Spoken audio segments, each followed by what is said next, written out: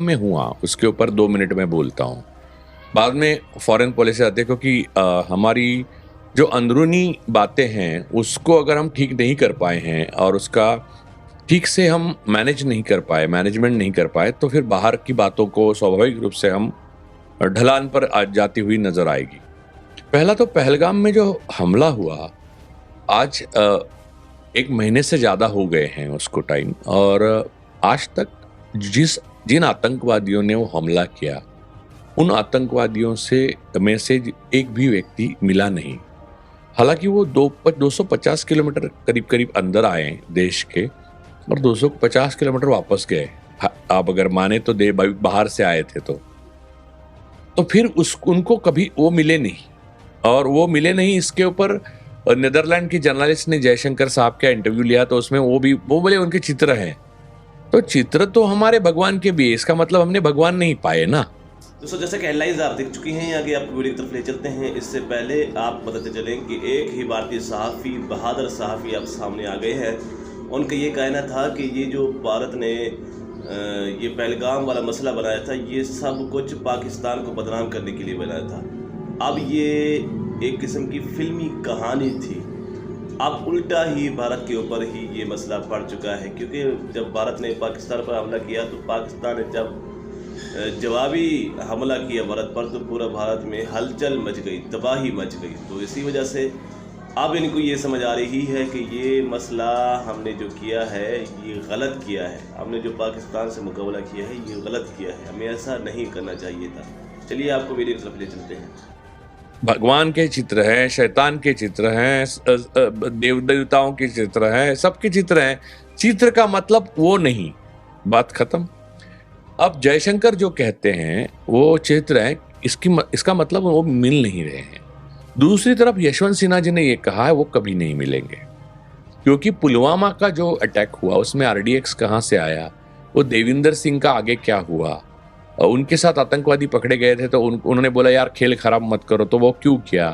तो ये सारी जो सवाल है वो मोदी काल में आतंकवादियों के नाम नहीं हुए।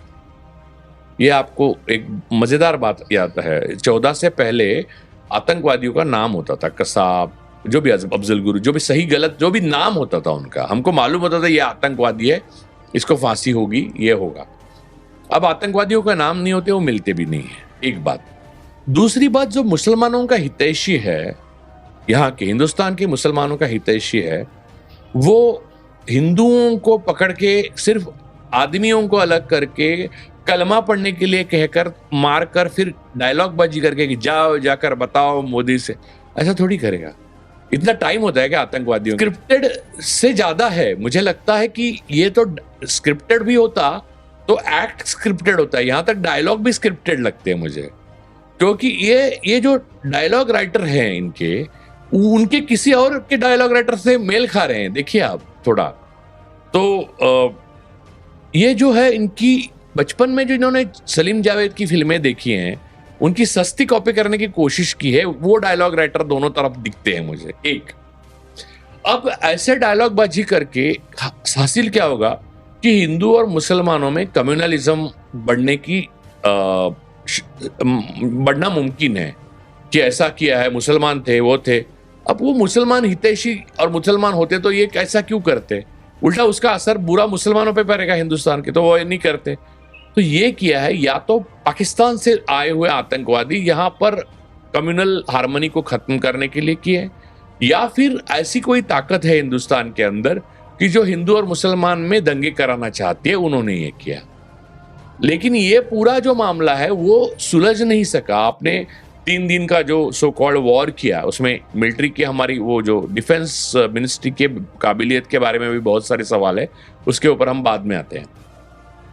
उसमें हुआ यूं कि हमने जो सो कॉल्ड सबक सिखाने के लिए पाकिस्तान पे हमला किया, अब उस हमले की इतनी ज्यादा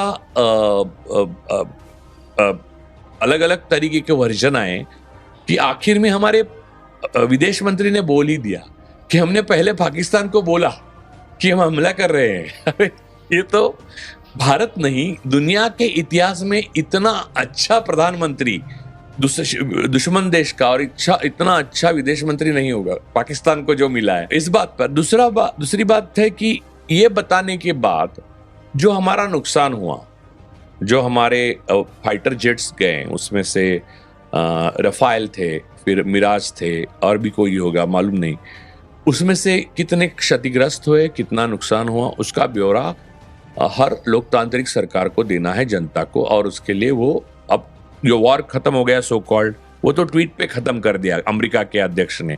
ये एक अलग दास्तान है। भारत आजाद हिंदुस्तान की एक ट्रेजेडी जो है वो उसमें छुपी हुई है, लेकिन वो बाद में उस पर आते हैं। लेकिन ये जो हमारे कितने लोग मारे गए, उसमें से अनस्किल्ड अग्निवीर कितने थे जिनको पेंशन नहीं मिलेगी, जिनके माँ बाप का एकमात्र सहारा नष्ट हो गया, और आपने एक अनस्किल्ड और जिसको शहादत का दर्जा भी नहीं मिलेगा ऐसे लोगों को मार के और दिखा रहे कि अग्निवीर योजना सही थी। कैसे सही थी? आपको भर्ती करनी थी सेना में, वो आपने नहीं किया और उसकी जगह अग्निवीर भरे।